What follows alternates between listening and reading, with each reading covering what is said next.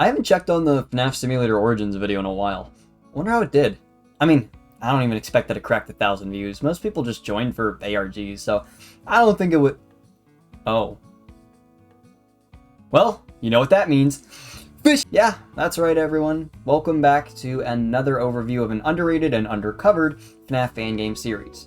Today we'll be looking at the series known as Five Nights at Coso's.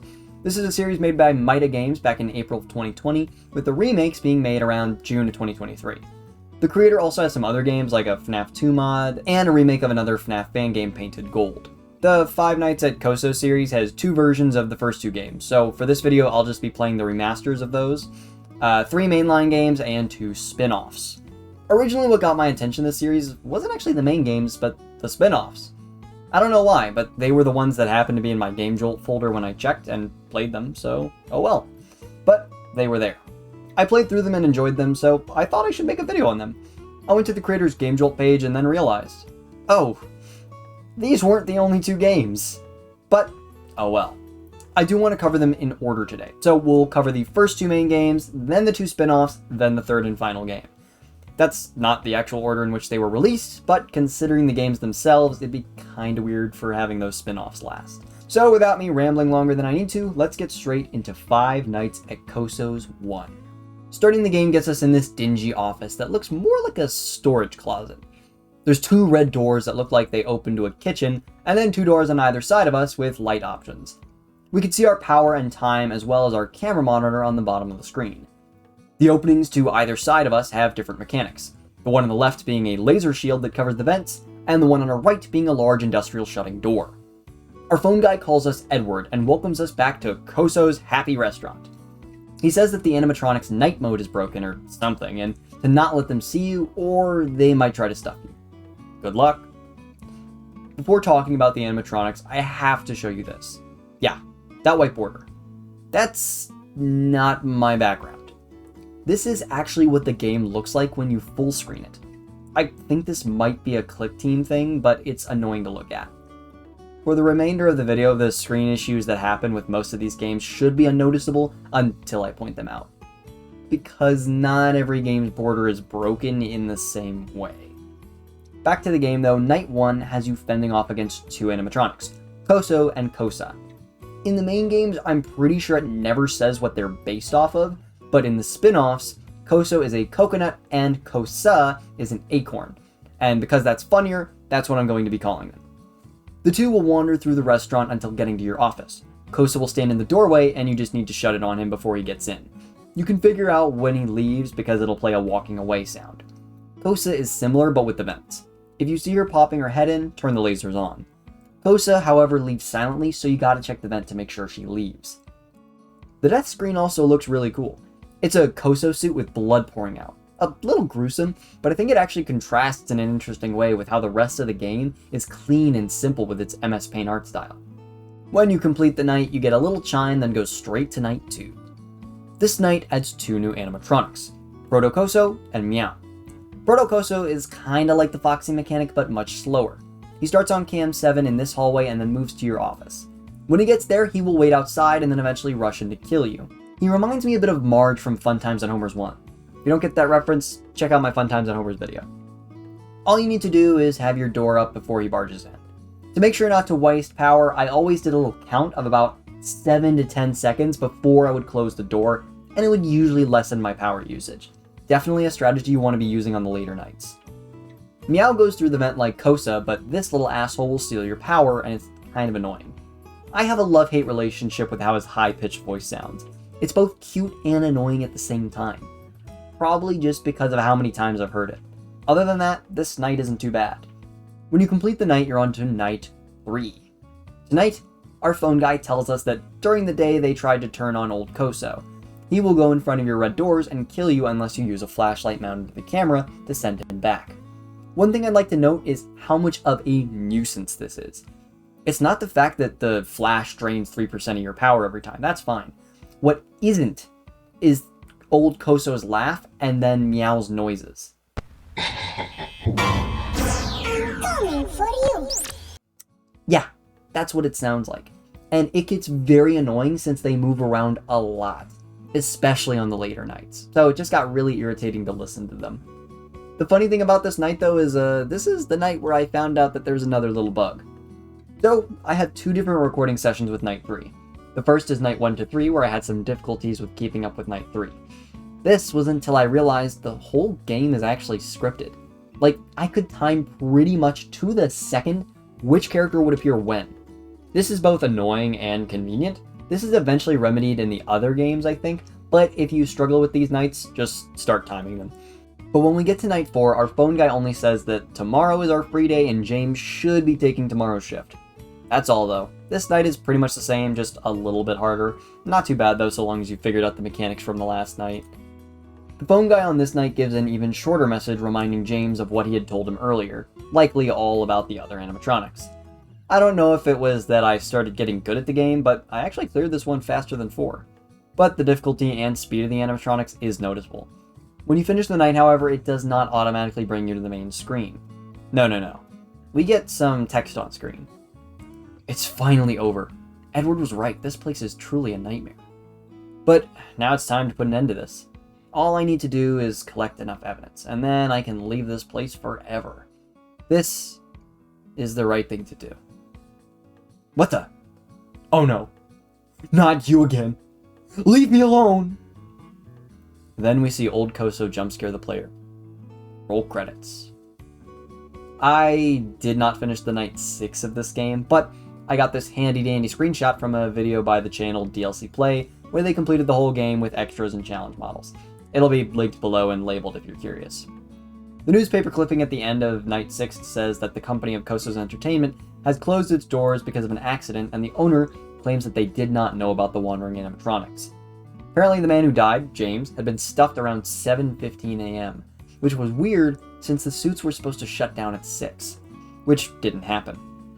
Another column below says, "Return? No thanks," with a statement from Coso's Entertainment saying that they will return with better animatronics and then scrap the old ones, with 67% of people disagreeing with the statement. The last column on the left says that 2 missing siblings of the ages of 8 and 6 years old were last seen at Coso's Happy Restaurant the evening they were declared missing. My thoughts on the game: I thought it was pretty good. As a fan game made with MS Paint for its art style, I quite like it. I don't know why I like the simple MS Paint art style, but I think it is nice. The gameplay mechanics are pretty solid, and other than the full screen being really weird, I thought it was pretty well put together. I felt that it was more like a copy of FNAF 1 than its own thing, which is fine, but I don't think I have much else to critique, other than the fact that the game is almost entirely scripted. I think it's alright. Nothing groundbreaking or amazing, but a nice little fan game to spend a few hours on. Or if you're good, much less time. So, now that we've covered our first game, let's look at Five Nights at Coso's 2. To start on the title screen, we have this abomination of a full screen. Now, I'd say that's bad, but the weird thing is that it almost immediately fixes itself when you play the opening cutscene of the newspaper. And the night works perfectly fine, kind of. Another quick thing of this game you can notice is that most of my footage from night 1 through 3, I never look on the left side of the office. What, is this a strategy or something? No, it's actually a bug. So, I don't know why, but for some reason when I put the game on my main monitor, it just refused to move my screen to the left when I move my mouse. I do not know why. So, for this game, I needed to play on my laptop screen, which is a bit smaller and darker. Didn't make much of a difference for this game, but it was very annoying. Why does it work that way? I don't know. It's so weird that it has working full screen now too, but it's only bugged on the menu. Just weird. Anyway, that's enough rambling. Time to start with the actual story. First, with the newspaper clipping, the main attraction is the job posting about Coso's Entertainment, which will guarantee the guard cameras, oxygen deactivator safety panel, flashlight, unsecured safety, and an interactive plush of Coso. How thoughtful. Then it gives a joke number. For the rest of the page, the static made it hard to discern the text underneath the number. The binary seems to just be kind of wrong when I put it into the coder, and I got something along the lines of not the original, but those were definitely not the letters that came out, with some other words that just came out wrong. Could have been the decoder system I was using, but oh well. Then the side that says "Ho perso e mil bambini in quel posto," I hope that's right, which loosely translated to, I lose the meal kids in that place. Yeah, I think Google Translate's wrong on that one. Don't know if it's correct, but Google Translate did its thing. I couldn't decipher the paragraph on the left though, it was not legible. Starting our first shift, our phone guy welcomes us as Edward again, and we only really have to worry about Coso and Cosa. They will come to our front door and enter our office. If our oxygen meter is above 75%, they will jump scare and kill us. You have laser doors and lights to either side of you, as well as your boopable Coso plush. When we finish the night, we get a little minigame where we can play as a child, and white text at the bottom of the screen tells us that our dad works here, and we should talk to him. Our dad, the security guard next to Coso, says, "Hey little chimp, how's it going? I guess you're having fun, right? I was thinking, after my day shift, we could go get ice cream. We'll bring Violet too. Probably she'll still be sleeping. Oh, duty calls. Gotta go, buddy. Stay around here, okay?" Then he walks off screen. But then we notice something. Something is hanging from Coso's mouth. Trying to investigate it, has a shadowy figure walk on screen, and then we go to our next night. In this night, we're introduced to two new animatronics. One is Old Meow, who will sneak into our office and try to stop us from pressing the door buttons in our oxygen panel. What we need to do to get rid of him is press this little button in the back room that plays a little song so that he goes away. Cosonet is next, and he works by having a laughing sound every once in a while. Every time he laughs, it's good to check if he's still on his stage camera or gone. If he is gone, then he will be in one of the few cameras that has a button. This button will lower the oxygen in the room. You need to drain the oxygen from that room till he goes back to his stage. If he gets in your room, he will send his cat hand puppet in, which will sit on your oxygen button, slowly suffocating you. Kinda like a real cat, when it doesn't get its food on time. After finishing the night, we get a post-shift scene where we see a dismantled Coso and text on screen. We can't continue with this. They will discover us. They won't as long as we change the mascot. Yesterday, I had to stop a kid. He almost messed up our plan. I told you it's not safe. Also, we don't have enough money to buy a new animatronic. That's right, and that's why we should keep going. If we get enough money, we should be able to buy 2 new animatronics. But for now, we must use this one. I need you to rebuild it, just for one last time. Alright, but if they find out one more time, I quit. Then we go to our next night. For night 3, we get 2 new animatronics, Old Coso the Coconut and Old Cosa the Acorn. They pretty much act the same as the first game, requiring the laser doors with Coso on the right and Cosa from the left. So long as you're not playing the game on a separate monitor, you can deal with the two. Finishing the game gets us a night scene with a child waving their arms while walking with a man. The white text wonders what it just saw, and we can control Coso to go investigate. We can eventually see the two walk into a room, and then we cut to night 4. Night 4 brings in a difficult animatronic. I'd call him the Freddy stand-in for this game. He starts in the very back closet camera with the music box, and he basically looks like Springtrap. He will slowly walk up to your office through the night and go to either side of your door. He will make a sighing sound as he moves from camera to camera.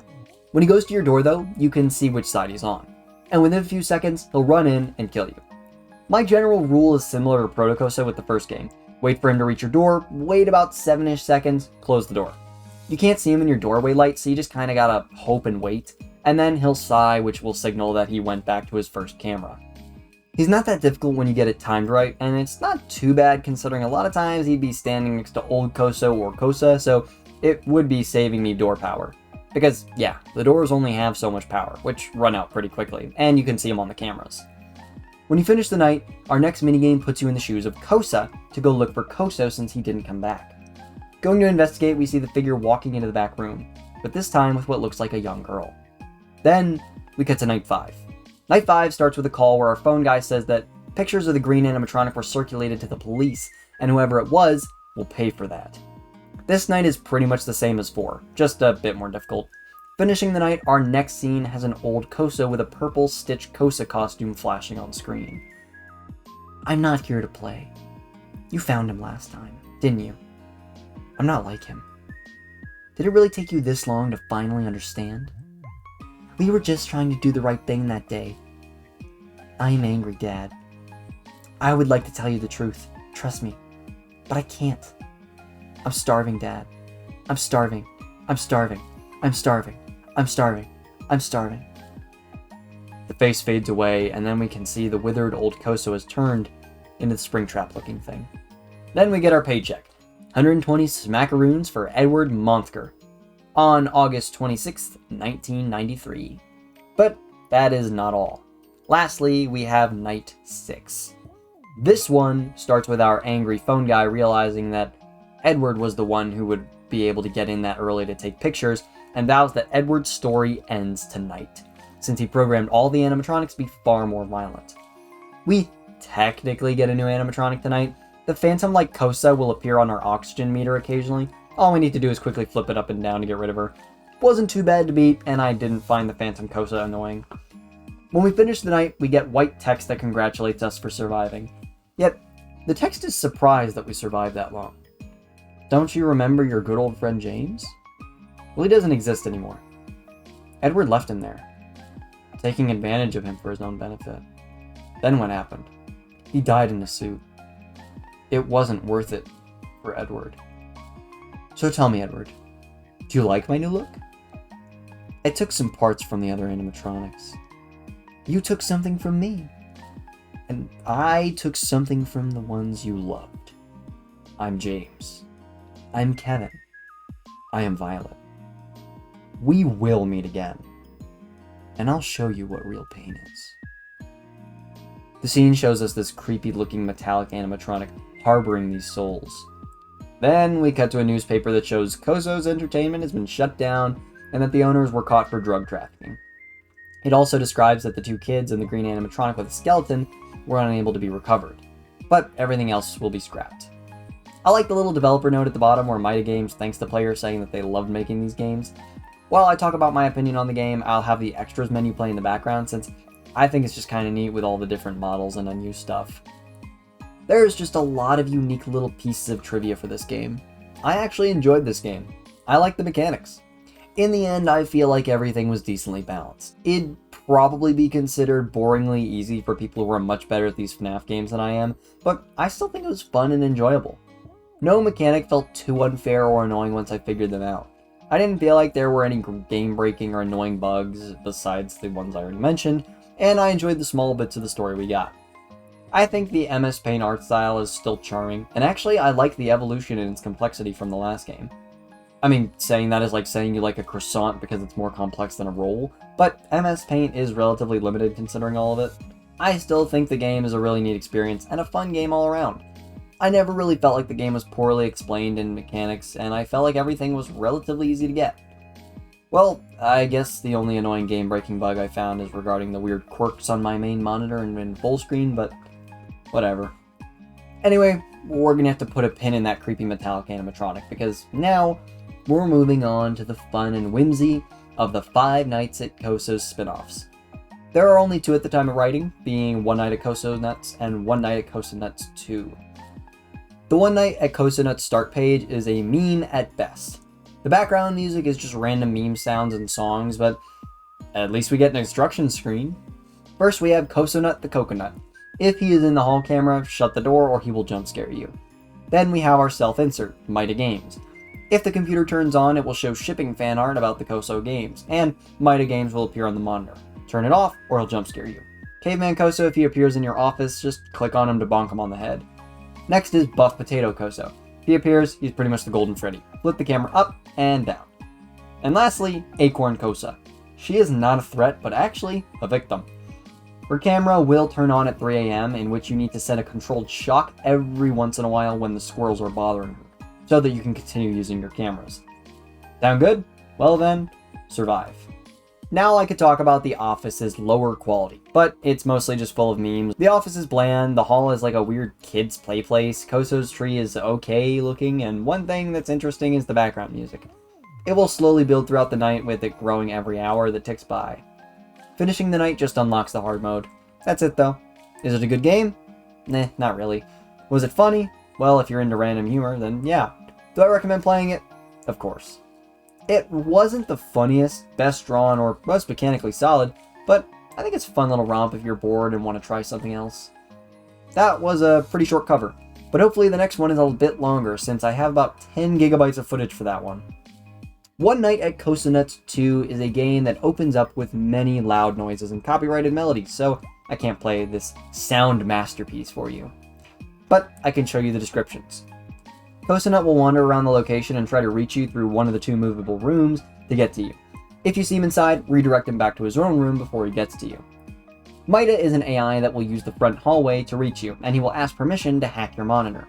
You need to press the red button to deny his request. At least he follows his proper programming. This is made a little bit harder with how the dark hallway just has occasional flashes, so you might accidentally press the wrong button. It also gives a colorblind option. I didn't test it out, but under the assumption it works, very cool. Next is just called Cosonut's bipolar cousin, who lives in the Earth room that has a light switch. You need to switch the light on if he's happy and off if he's angry, but don't let the light or darkness meters reach their limit, or they'll get stuck and he'll attack you. Basically, you just need to make sure he doesn't stay on the face too long. M is the next animatronic and is the buff cousin of Meow, who likes to punch stuff. If the speaker stops working, you need to hold it to reset it, or M will punch through the wall and attack you. If the speaker stops working, you need to hold it to reset it, or M will punch through the wall, then you. Next are the vending machine cans, who will pop out of the vending machine in your office. If you don't pick them up and open them with the spacebar right, they will block a camera's view, and this spreads the more you fail.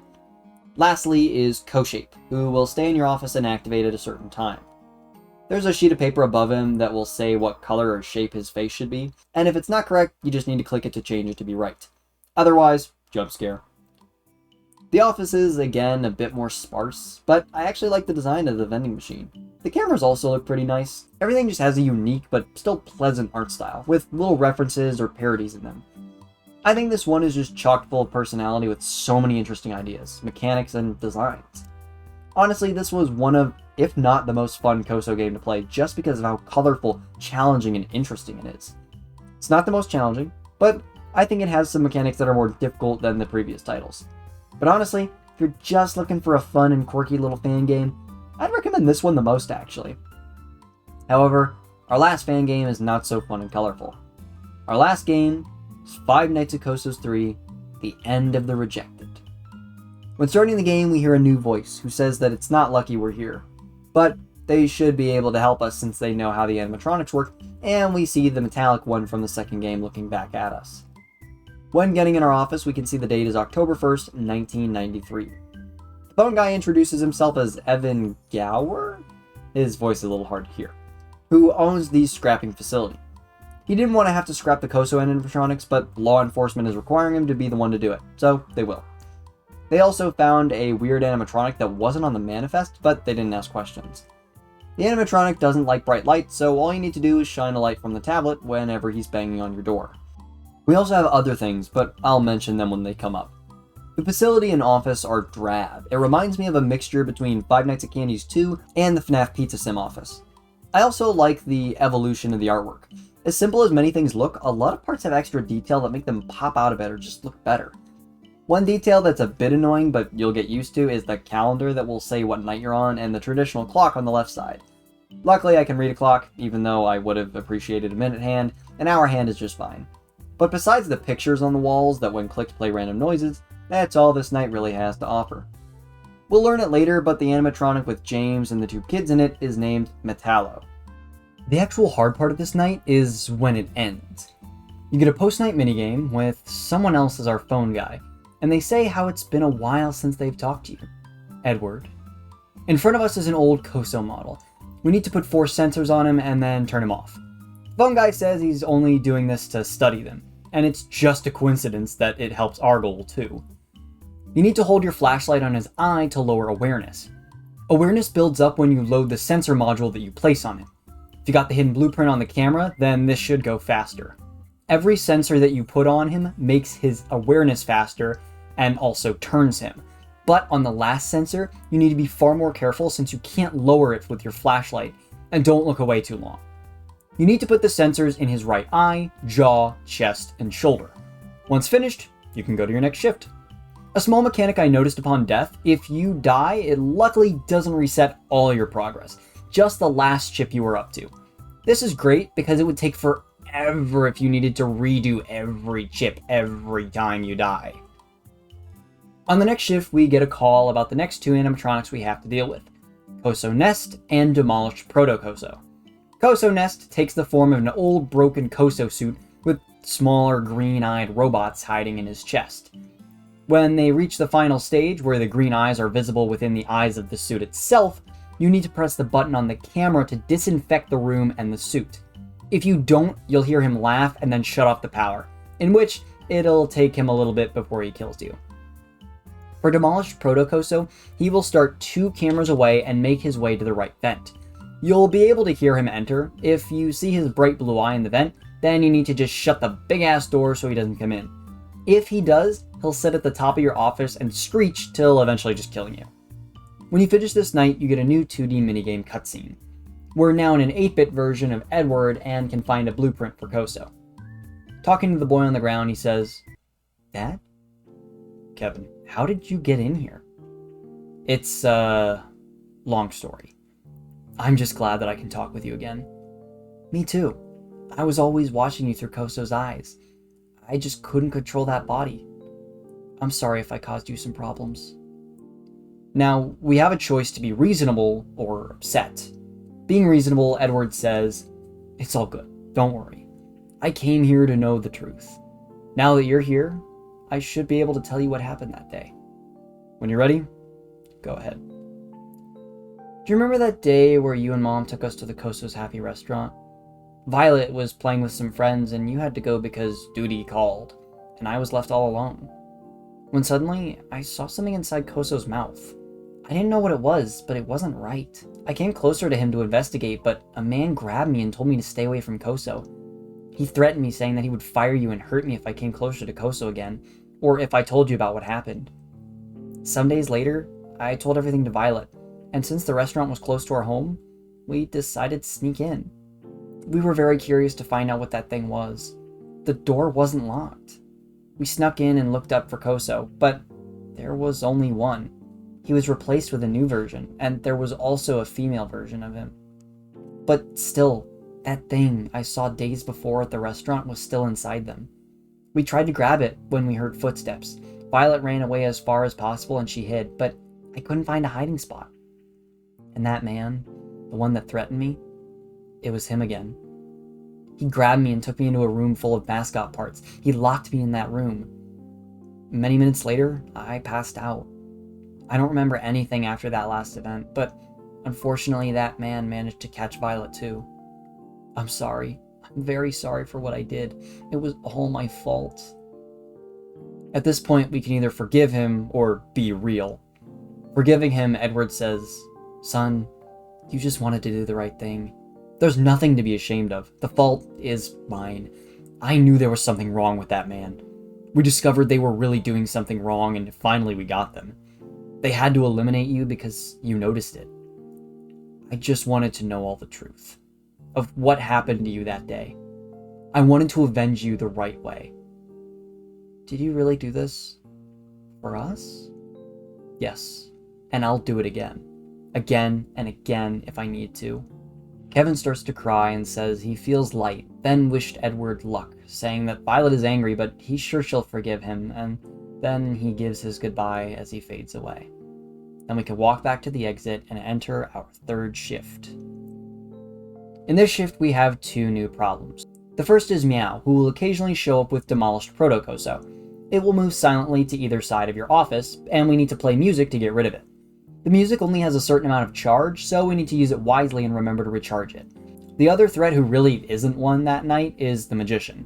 He will occasionally make voice lines to signify that he's moved. His issue is that he will peek through the door hole, so you have to look at him when you hear his footsteps. Just look him in the eye and he'll be satisfied and just leave. That's all for tonight though. I will say the music charging mechanic doesn't really become useful on this night or the next night, but it's definitely important later. It is hard to get at first, but this night is good for gauging how well you know the mechanics at this point. When you eventually finish the level, we get another minigame with Cosa instead of Coso. She almost immediately jump scares you, and then blue text will say, "No, it isn't true. You're still here. You just need to go on. You just need to wake up. Wake up. Wake up. Wake up." After the wave of static in your face, you're now in the Cosa animatronic. You need to unscrew the screws in the mask, but while you do, the temperature will go up. If you don't stop unscrewing when the temperature starts rising, it will kill you. After you unscrew all the screws, which takes a damn while, you will need to wiggle the head. You need to shake your mouse from side to side to wiggle out of the suit, and you have to fight an awareness meter at the same time. Once you get out of the suit, the phone guy calls and wonders what happened, considering he has put the sensors in. He also says he has an idea of how to make our shifts much easier. Then we turn Coso off and leave for the night. On the fourth shift, our main night phone guy says that they hired a new man named Andrew to try and reprogram some of the animatronics. They were free projects. They're small cat robots that can enter your office at any time of the night and possibly help you. There are 3 varieties. Tiao will appear on the left side of your office and play music to make the old meow leave without you wasting music box energy. If you don't boop his nose to activate him or ignore him, he will take some of your music energy away. Xiao will appear in the center of the office, and if you boop his nose to activate, he will stick to the door so that if Magician Coso looks in, he'll be looking at the cat and be satisfied. If you ignore him, however, he will shut your camera system down and you need to manually reboot it back to 100%. While manageable in the best conditions, not ideal. The third and final cat kinda sucks. He is the one you'll hope ignores you when you boop his nose instead of helping. Diao. Diao will be on the right side, and if you boop his nose, he could refill your entire music box power. But if you ignore him, he may take some of your music box power away. The issue is that all of them have the ability to help, but sometimes we'll just leave and not do anything. The third one I mentioned is the worst. Since they only come once per night, you don't know which one you'll get, but Diao's recharging sounds sound almost exactly like the Magician's approaching footsteps. And I think I fell for it like 2 times thinking it was the Magician, and then another time thinking, oh, it's just Diao. It wasn't Diao. I'd say they're relatively helpful, but if you don't boop their noses in time, or don't see them, it gets bad. The post-shift minigame for this night is another one with Edward in the 8-bit style. We can find a blueprint for Coso as well. Violet, I really missed you. I know how you're feeling. Why can't we just talk about it? Why weren't you there? Edward can either say it's your fault or apologize. Doing the latter, he says, I'm sorry. I'm sorry I couldn't be there for you. Me and Mom searched everywhere for you. We were so worried. Is Mom okay? She is. Violet, please forgive me for not being able to protect you like I always did. I should have known that since you were very little, you and your brother were always curious about the world that surrounded you. But sometimes mysteries can turn into very dangerous things. You just wanted to do some good, and I know that because you're my daughter. And I know you have a good heart. So please, forgive me? Dad, I've missed you. I'm sorry for the bad things I did. I was just angry because I couldn't see you and Mom again. I thought you forgot about me and Kevin, and that man, he did something terrible to us, but now, the only thing I want is to come back home. Can we be back to being happy? We get 2 more choices. One is to tell the truth, and the other is to lie. This will actually split the game in 2 different endings, either the good or bad ending. Telling the truth, Edward says they can't go back, but he will always hold her in his heart. This helps relieve Violet's anger, allowing her to move on. But before she leaves, she gives her final warning of Metallo, and gives her heartfelt goodbye. It was a pretty sweet moment, if not for the atrocious background grinding metal noises, but we can't focus on it too much, because we have work to do. Night 5. Our employer says that this may be our last shift, considering that the scrapping machine will come by tomorrow. He also says how some of the animatronics meant for scrapped moved a bit, but not anymore. Oddly enough, I don't think I heard the Metallo guy on my night. Must be a bug. Anyway, once you get to 6 AM, the screen starts to glitch. Then we hear the power turn off, followed by a laugh. Now we're listening to a call from the guy who helped us disable the animatronics. He says the place is powered down, so you need to manually repower the door to escape. He found out through a secret camera that Metallo had hidden himself in a room and had been upgrading himself. He can now easily open the doors and go through the vents. But he does have some weaknesses. His eyes have 3 cycles: green, blue, and red. When his eyes are green, it needs you to turn away from him and wait for the sound signaling a change in eye color. If the eyes are blue, it means you need to not shine the light in his eyes and stand still. But if they're red, you need to immediately shine them in his eyes to make him leave. Even with just one animatronic and a simple goal, this night can be relatively difficult. You need to watch the camera and wait for it to get to 100% to be able to leave. However, Metallo is always trying to get in, but you'll be able to hear him open doors or vents. The hardest part is trying to not accidentally put the light in his eyes when he has the blue eyes on. The camera loads so slowly, and depending on how long you flip it down to look at Metallo, it decreases quite a bit. This was an interesting challenge, fighting Metallo off and learning how his mechanic worked, and making a strategy so I could see his eyes but not flash too early. But eventually, when you get the screen to 100%, you can finally leave. When you escape, we get an 8-bit scene where Edward is running from Metallo and locks him behind the fence in the scrapyard. No! How could this be possible? This was my last chance. You should have been dead already. James, I'm sorry for what happened to you, but I wasn't taking advantage of you that day, trust me. It was simply an accident. None of us could have foreseen it. It was just them, the company. Coso's Entertainment wanted us dead. We knew too much. That's why I needed your help. And you helped me. I finally freed them. So let me free you now. I do not have a grudge against you. You were a good friend, and I understand your pain. You didn't change at all. You're the same as 2 years ago. I have made such terrible choices. Maybe I was just too young to understand. Maybe I still am. I can't believe I've done all of this. I thought killing you was the best solution. But you did all this only to free your kids. I guess you deserve this victory after all. I'll be scrapped soon, but I don't really care. I'm glad I finally understood your actions. I was just so angry. I needed someone to blame. I'm not asking for you to forgive me, but thank you. All the anger I had is gone. One last thing. Goodbye, Edward. The screen fades as we see the face of Coso and Cosa with a piano melody in the back room. This was the good ending. At the end of the credits, Mida Games gives a little heartfelt message saying how the game was an amazing experience to make, and that they had fun thanking the player for playing their games. The bad ending just has Metallo berating you and yelling how he has won, and that Edward was a terrible father and a terrible man. He deserves this. He couldn't save his kids. He was a terrible dad and a terrible man.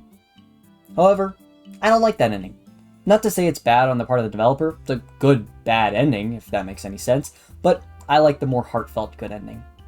Honestly though, I only really have one major critique of something that bugged me throughout the entire game. Mostly these story segments.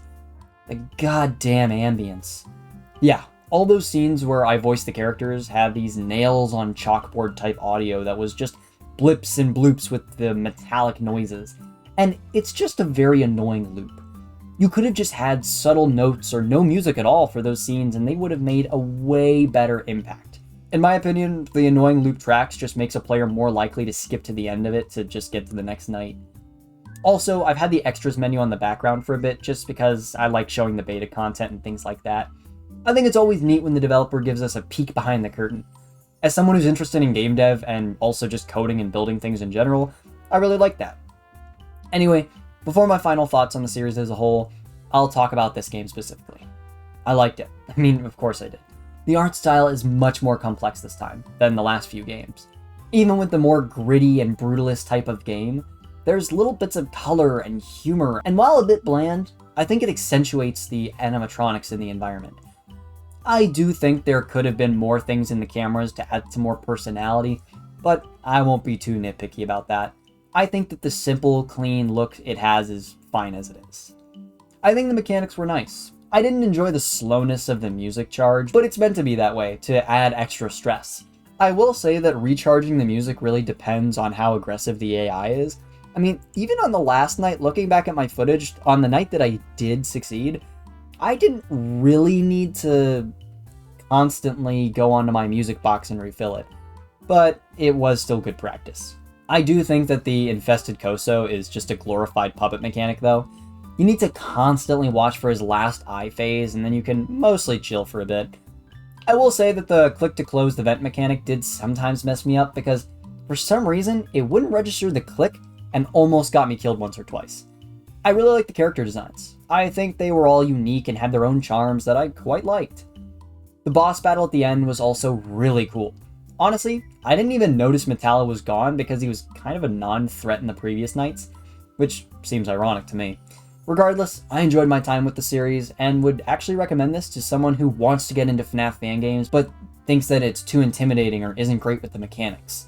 This one has unique enough mechanics that they're not the same to FNAF, but still familiar enough where you can grasp them and learn new strategies that may carry over to other FNAF fan games. I definitely think that the most enjoyable, in order, are One Night at Coso's 2, Five Night at Coso's 1, One Night at Coso's 1, Five Night at Coso's 2, and Five Night at Coso's 3. None of this is to say that any are particularly bad compared to each other, but it's just the list of my enjoyment of their gameplay. I enjoyed all of them a lot and would recommend it if you're looking for a simple, fun experience. I will say though, if you have any trouble, I would actually refer to this video instead of like a fan wiki, because the fandom wiki that I checked didn't always give me that great of information. So personally, I think what I have here may be a bit more organized if you're more into that. But yeah, fandom wiki, as it is in the present of writing the script, was not very helpful to me. But regarding the games, I think all of their art styles improved over time. I like the aesthetics of One Night at Coso's 2 and Five Night at Coso's 3 the most, because of totally polar reasons. The meme game is so bright, colorful, and appealing to look at, while 3 is more brutalist but still gives a really neat sci-fi background. I think all of these games have their place, and if you want to play them yourself, they'll be linked and labeled below. I just think that you should check out the games if you have any curiosity to play it at all. Anyway, I gotta stop my rambling here, to ramble more on something else.